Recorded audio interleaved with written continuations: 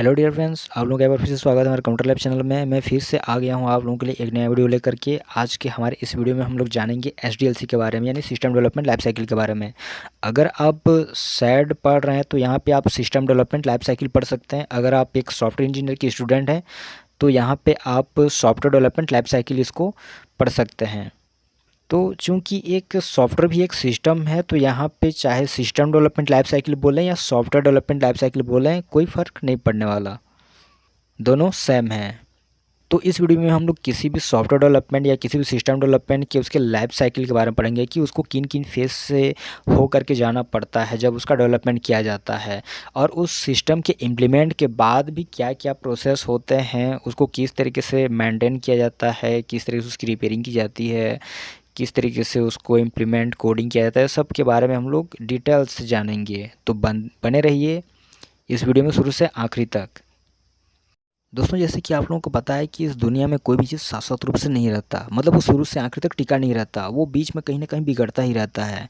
ठीक है, हर चीज़ बनते रहता है और हर चीज़ बिगड़ते रहता है और नए नए चीज़ बनते रहते हैं। जैसे कि आपका मान लीजिए एक मोबाइल सिस्टम है, आप मोबाइल सिस्टम नया सिस्टम खरीदे हैं तो उसको चला रहे हैं तो 5-6 महीने बाद या फिर 1 साल बाद वो बिगड़ जाता है, या फिर साल 2 साल में भी कई बार बिगड़ते हैं और हम लोग उसकी कई बार रिपेयरिंग करवाते हैं। तो वो क्या होता है, उसका परफॉर्मेंस पहले जैसे हो जाता है, वो पहले जैसे चलने लगता है। जैसे कि आपका टच ख़राब हो गया, डिस्प्ले ख़राब हो गया, फिर माइक ख़राब हो गया, तो हम उसको माइक को चेंज कर देंगे तो पहले जैसे हम लोग उस मोबाइल से दूसरे व्यक्ति को बात करने लगते हैं, तो पहले जैसे चलने लगता है। तो इस तरीके से किसी भी सिस्टम में रिपेयरिंग होना या फिर उसका डेवलपमेंट होना, यही आपके एसडीएलसी का लाइफ साइकिल है। तो चलिए इन सब के बारे में एक एक करके पढ़ते हैं कि किसी सिस्टम को बनाने के लिए किन किन स्टेप को फॉलो करना पड़ता है, या किसी सिस्टम को मेंटेन करने के लिए क्या क्या स्टेप्स फॉलो करने पड़ते हैं। इन सब चीज़ के बारे में हम लोग डिटेल से जानते हैं। किसी भी सिस्टम या सॉफ्टवेयर को डेवलप करने के लिए जो डेवलपर होते हैं या फिर यूज़र होते हैं वो निम्न एक्टिविटीज़ को फॉलो करते हैं, जो कि स्टेप बाय स्टेप परफॉर्म किए जाते हैं। जो टोटल आपके यहाँ पे 7 फेज या 7 स्टेप्स पाए जाते हैं। पहला है आपका फैजिबिलिटी एनालिसिस, जिसे हम लोग प्रिलिमिनरी इन्वेस्टिगेशन के नाम से जानते हैं। दूसरा है आपका system analysis and system requirement. तीसरा है सिस्टम डिजाइनिंग। चौथा है सिस्टम डेवलपमेंट। पांचवा है सिस्टम टेस्टिंग। छठवां है सिस्टम इम्प्लीमेंटेशन। सातवां है सिस्टम मेंटेनेंस। इतने प्रकार के पाए जाते हैं। तो मैं यहाँ पे जैसे मैं सिस्टम ले रहा हूँ तो यहाँ पे आप सॉफ्टवेयर भी ले सकते हैं, क्योंकि सॉफ्टवेयर भी एक क्या है, सिस्टम है। जैसे कि आप ये बोल सकते हैं software analysis and software requirement, software designing, software development, software testing, software implementation, software maintenance, ये सभी आप लोग बोल सकते हैं। तो ये जो 7 प्रकार के जो फेज हैं, इन सातों कई जो कुछ कुछ जो फेज हैं उनके अंदर भी कई अलग अलग सब फेज पाए जाते हैं। इनको हम लोग डिटेल से एक एक करके हम लोग आगे पढ़ेंगे। चलिए सबसे पहले स्टार्ट करते हैं प्रिलिमिनरी इन्वेस्टिगेशन या फैजिबिलिटी एनालिसिस के बारे में, जिससे फैजिबिलिटी स्टडी भी बोल सकते हैं। इसमें यहाँ पे हम लोग फैजिबिलिटी स्टडी करते हैं किसी भी सिस्टम के बारे में। यह सिस्टम डेवलपमेंट लाइफ साइकिल का फर्स्ट स्टेप या पहला फेज होता है, जिसमें जो सिस्टम होता है, जो प्रपोज्ड सिस्टम होता है, उसके बारे में इन्वेस्टिगेशन किया जाता है। उसके बारे में जानकारियाँ खंगाला जाता है कि क्या ये सिस्टम व्यवहारिक है, या ये सिस्टम आगे चल पाएगा, या हमारे यूजर्स इसको एक्सेप्ट कर पाएंगे, इसमें कितना खर्च आएगा, ये हमें लाभ पहुँचाई नहीं पहुँचाएगा। ये सब चीज़ों की स्टडी की जाती है। जब किसी करंट सिस्टम जिसे अभी हम चला रहे हैं उसमें कुछ दिक्कत या प्रॉब्लम आती है तो यहाँ पर सिस्टम मैनुअल या पहले से कंप्यूटराइज्ड हो सकता है, तब उसमें सुधार किया जाता है।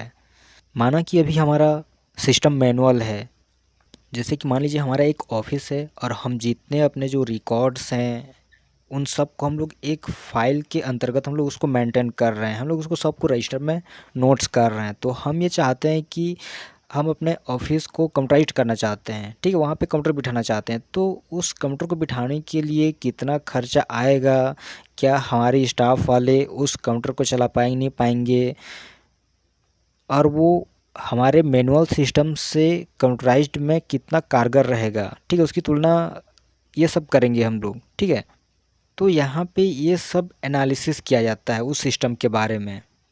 मतलब सिस्टम के उसके व्यवहार के बारे में सोचा जाएगा कि स्टाफ लोग चला नहीं पाएंगे, उसमें खर्चा कितना आएगा, उसमें हमें लाभ कितना होगा, वो हमारे मैनुअल सिस्टम से कितना फ़ायदा पहुंचाएगा। ये सब चीज़ के बारे में उसकी फैजिबिलिटी स्टडी की जाती है या फैजिबिलिटी एनालिसिस किया जाता है। तो इस फैजिबिलिटी एनालिसिस के भी कुछ अलग अलग मुख्य भाग हैं, यानी उसके कुछ अलग अलग सब स्टेप्स हैं। इनको देखते हैं। पहला आपका बिहेवियरल फैजिबिलिटी, सेकंड है टेक्निकल फैजिबिलिटी, तीसरा है आपका फाइनेंशियल एंड इकोनॉमिक फैजिबिलिटी। तो चलिए इन सब के बारे में एक एक करके जानते हैं कि इसके बारे में और क्या क्या एनालिसिस किया जाता है। तो पहले देखते हैं आपके बिहेवियरल फैजिबिलिटी यानी कि व्यवहारिक संभाव्यता। इस फैजिबिलिटी स्टडी या फैजिबिलिटी एनालिसिस के अंतर्गत किसी भी सिस्टम के बिहेवियरल फैजिबिलिटी को भी देखा जाता है। यह एक सामान्य प्रक्रिया होता है। आपको तो पता होगा कि कोई भी आदमी किसी भी चेंजेस को एक्सेप्ट नहीं करता या फिर उसको एक्सेप्ट करने में बहुत टाइम लगता है। जैसे एग्जांपल के तौर पे मान लेते हैं, मान लीजिए आपके पापा अभी ब्लैक एंड वाइट मोबाइल चला रहे हैं और आप उसको अचानक से एंड्रॉयड मोबाइल पकड़ा देंगे तो उसको एकदम उटपटांग सा लगेगा, ठीक है। या फिर जैसे मान लीजिए वो साइकिल चला रहे हैं या फिर बाइक चला रहे हैं और उनको आप अचानक से कार थमा दोगे तो वो उनको अचानक से एक्सेप्ट नहीं कर पाएंगे, उनको एक्सेप्ट करने में थोड़ा टाइम लगेगा। तो जितने भी जो चेंजेस हैं उन सब को कोई भी यूज़र उसको थोड़ा विरोध करता है, उसको बाद में एक्सेप्ट करता है या फिर उसको एक्सेप्ट करने में टाइम लगता है। जैसे हमारे ऑफिस में भी जैसे मैनुअल काम हो रहा है तो हम लोग अचानक से वहाँ पे कंप्यूटराइज्ड सिस्टम लगा देंगे तो जो मैनुअल में काम कर रहे हैं उनको थोड़ा सा उटपटांग लगेगा, एक बार के लिए उसको सीखने में थोड़ा टाइम लगेगा कंप्यूटर को। तो जो भी प्रपोजल सिस्टम यानी जो भी सिस्टम हम लोग जो आने वाला है जो कंप्यूटराइज्ड सिस्टम है तो वो तभी लाभदायक है जब उसको यूज़र एक्सेप्ट करे और वो मैनुअल के मुकाबले अच्छे काम करे, वो हर तरह से फैजिबल हो और जितने भी जो मैनेजमेंट हैं यूज़र्स हैं ये सब के लिए स्वीकार्य हो। साथ ही साथ जितने भी जो मैनेजमेंट हैं यूज़र हैं सभी के रिक्वायरमेंट को पूरा करता हो और किसी भी इंफॉर्मेशन जो भी कोई भी डेटा है सबको इंफॉर्मेशन सिस्टम में बदला जा सके। इसका मतलब हम लोग जैसे कोई भी डेटा हम लोग एंट्री किए हुए हैं तो उसका हम लोग आसानी से मॉडिफाई कर सकें, आसानी से उसमें छेड़छाड़ कर सकें, आसानी से उसमें कुछ भी कर सकें, उसमें सिक्योरिटीज़ हो, ये सब होने चाहिए। अगला है टेक्निकल फैजिबिलिटी यानी कि तकनीकी संभाव्यता। टेक्निकल फैजिबिलिटी में जो प्रपोजल सिस्टम है उसके मॉडर्न की जांच की जाती है। जैसे कि अभी ये मॉडर्न एज में जितने भी जो टेक्नोलॉजी हैं वो सब मॉडर्न होते जा रहे हैं, तो जो हम सिस्टम जो बना रहे हैं वो इस मॉडर्न एज के अनुरूप है कि नहीं है उसको चेक किया जाता है।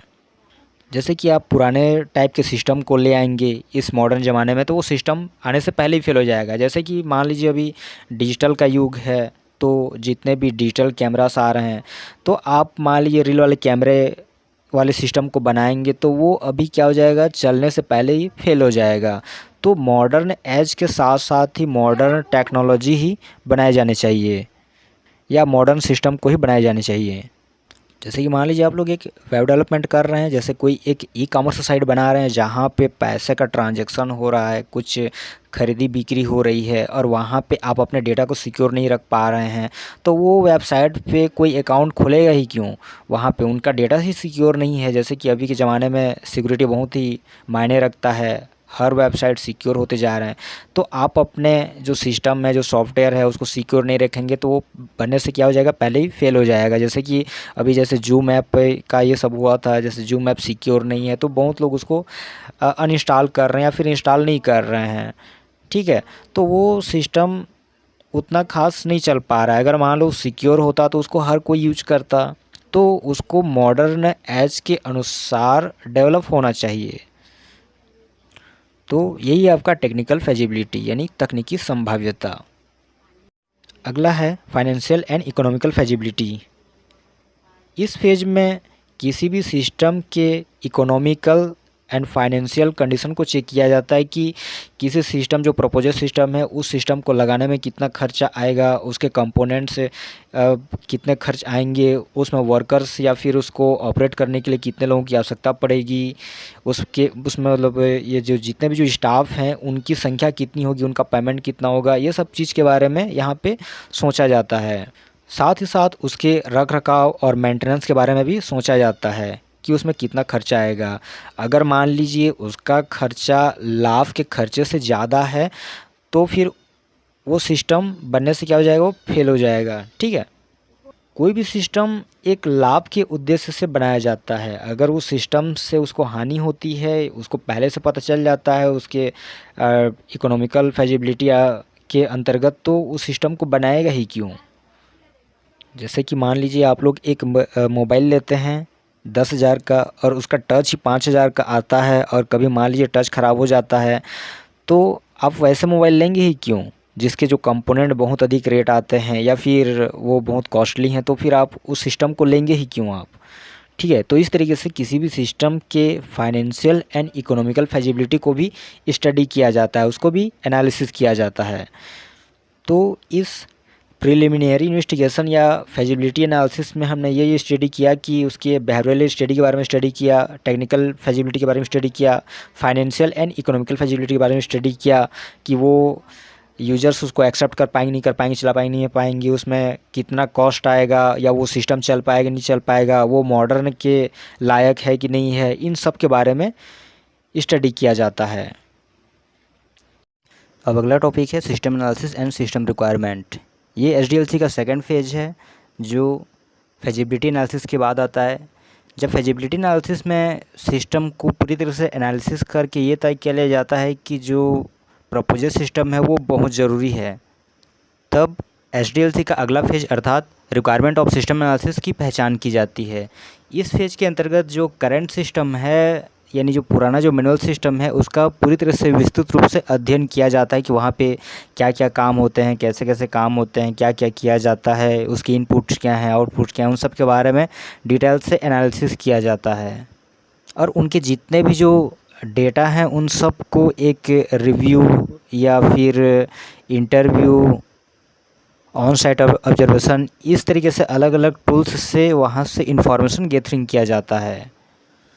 या ये मान के चलिए कि जो करंट जो मैनुअल सिस्टम है उसमें जितने भी जो कार्य होते हैं, ठीक है, उन सब का एक लिस्ट तैयार किया जाता है और सबका एक डॉक्यूमेंटेशन बना करके सबको स्टोर किया जाता है। इसके अंतर्गत और दो चीज़ भी किए जाते हैं, जैसे कि आपका पहला प्रॉब्लम एनालिसिस और सेकंड है रिक्वायरमेंट स्पेसिफिकेशन। तो पहले प्रॉब्लम एनालिसिस में ये देखा जाता है कि जो इसमें क्या क्या प्रॉब्लम्स आते हैं, जो मैनुअल सिस्टम है उसमें क्या क्या प्रॉब्लम्स आते हैं और जो प्रपोजल सिस्टम है उसमें क्या क्या प्रॉब्लम्स आने वाले हैं, उन सब के बारे में विस्तृत रूप से अध्ययन किया जाता है, ताकि सिस्टम के चलने से पहले या फिर उसके बनने से पहले जो जो प्रॉब्लम्स आ रहे हैं उनको यहीं पे सॉर्ट आउट किया जाए। देखिए, हर सिस्टम में कुछ ना कुछ प्रॉब्लम्स आता है, तो इसीलिए प्रॉब्लम को पहले समझ लेना ये ज़रूरी होता है।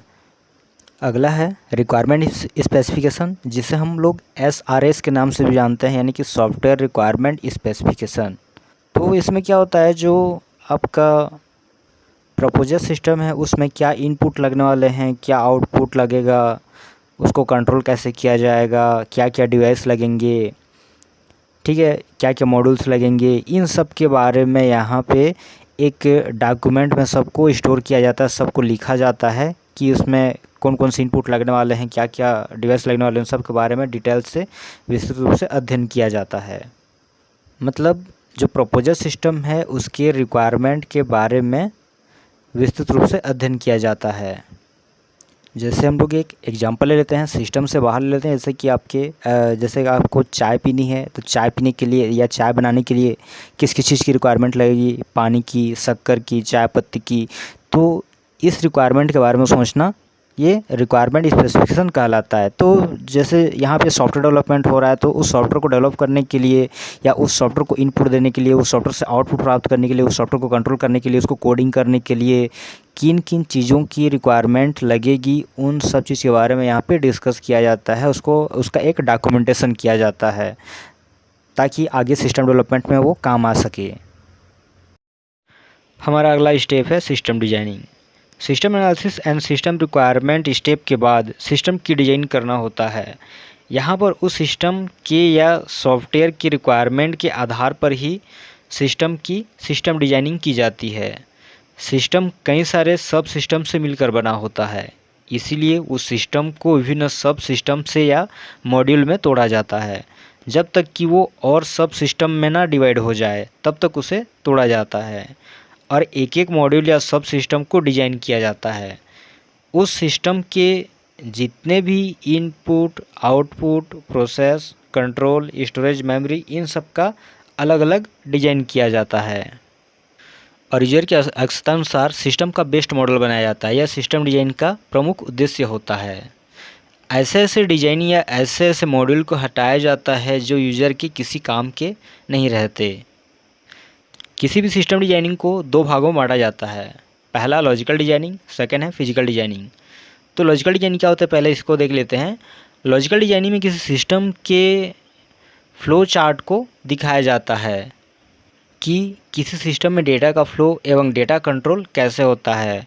वो जितने भी जो अलग अलग सब सिस्टम हैं वो किन किन सब सिस्टम से या किन किन सिस्टम से कनेक्टेड हैं, इन सब को भी फ्लो कंट्रोल में दिखाया जाता है। ये आपका लॉजिकल डिजाइनिंग कहलाता है। और फिजिकल डिजाइनिंग में input, output, memory, system control, इन सब के फिजिकल मॉड्यूल को डिजाइन किया जाता है। जैसे सिस्टम का input keyboard, mouse, fingerprint, scanner या इनमें से कोई भी हो सकता है एवं उनके फाइल को किस टाइप के मेमोरी में स्टोर किया जाएगा, जैसे कि ऑप्टिकल मेमोरी, सेमीकंडक्टर मेमोरी या मैग्नेटिक मेमोरी, इनको भी यहाँ पे डिफ़ाइन किया जाता है।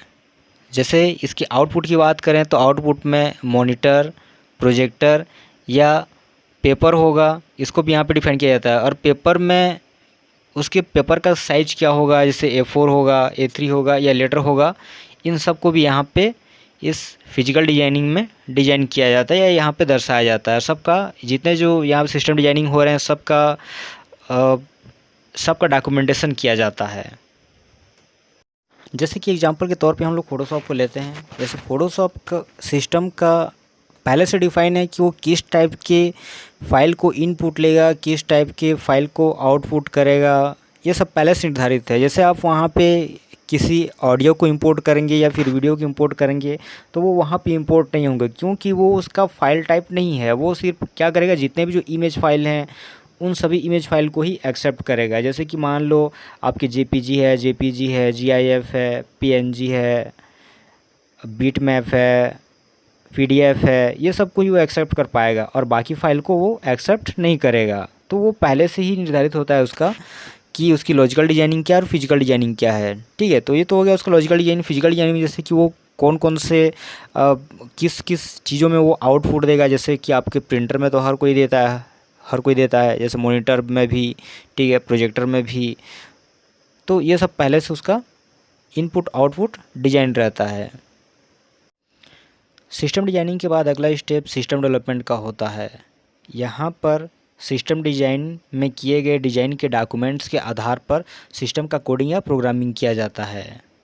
जब किसी रिक्वेस्टेड डिपार्टमेंट यानी जिस सॉफ्टवेयर कंपनी या सॉफ्टवेयर डेवलपर को सिस्टम या सॉफ्टवेयर बनाने के लिए दिया है, सिस्टम डेवलपर का सिस्टम डिजाइनिंग उसको पसंद आ जाता है तो अगला काम प्रोग्रामिंग स्टार्ट हो जाता है, जिसमें सिस्टम डेवलपर या सॉफ्टवेयर डेवलपर एक प्रोग्रामिंग लैंग्वेज का चुनाव करता है और सिस्टम डिजाइनिंग के फ्लो चार्ट डॉक्यूमेंटेशन के आधार पर कोडिंग स्टार्ट कर देता है और सिस्टम को बनाना स्टार्ट कर देता है। हमारा नेक्स्ट स्टेप है टेस्टिंग। सिस्टम डेवलपमेंट के बाद अगला फेज आता है टेस्टिंग का। इसमें सिस्टम डेवलपमेंट के दौरान बनाए गए संपूर्ण सिस्टम का बारीकी से इस सिस्टम टेस्टिंग में टेस्ट किया जाता है। उसके हर मॉड्यूल को टेस्ट किया जाता है क्योंकि टेस्टिंग एक असंगणात्मक होती है, मतलब इसका कितना बार टेस्ट किया जाएगा, कितना बार सुधारा जाएगा, ये कोई गारंटी नहीं रहता है। इसको कई बार टेस्ट करना पड़ता है जब तक ये जो सिस्टम है पूर्ण रूप से बग फ्री ना हो जाए, यानी कि टोटल जितने भी जो एरर हैं सबको दूर ना कर लिया जाए, तब तक इसकी टेस्टिंग की जाती है। मैंने टेस्टिंग के बारे में मैंने पिछला वीडियो बनाया है, आप यहाँ पर आई कार्ड पर देख सकते हैं, जिसमें मैंने टेस्टिंग को 6 भागों में बांटा है। Unit testing, integration testing, system testing, acceptance testing, validation testing and verification testing. इस तरीके से कई अलग अलग टेस्टिंग बांटा है, जैसे अल्फ़ा टेस्टिंग, बीटा टेस्टिंग, ठीक है, वो आप वीडियो देख सकते हैं यहाँ पर। तो इस तरीके से सिस्टम की एकदम बारीकी से जांच की जाती है, उसके हर मॉड्यूल की। तो सिस्टम टेस्टिंग का यही मकसद रहता है कि सिस्टम को अच्छे से टेस्ट किया जाए, उसकी क्वालिटी एश्योरेंस बनाए रखा जाए। अगला स्टेप है सिस्टम इम्प्लीमेंटेशन। जब किसी भी पुराने सिस्टम के बदले जब नया सिस्टम डिज़ाइन कर लिया जाता है तो उस सिस्टम को इम्प्लीमेंट करने की आवश्यकता होती है, यानी कि पुराने सिस्टम को हटा करके उसके जगह नए सिस्टम को वहाँ पे इम्प्लीमेंट करने की या उसको लागू करने की आवश्यकता पड़ती है। तो जैसे हमने यहाँ पे, जैसे पहले मैनुअल काम हम लोग कर रहे थे, तो मैनुअल काम को हम लोग हटा करके वहाँ कंप्यूटराइज्ड हम लोग सिस्टम लाना चाहते थे, तो हम लोग वहाँ पे क्या करेंगे, मैनुअल सिस्टम को हटा करके अपने कंप्यूटराइज्ड सिस्टम को इम्प्लीमेंट कर देंगे। तो यही इसका सिस्टम इम्प्लीमेंटेशन कहलाता है।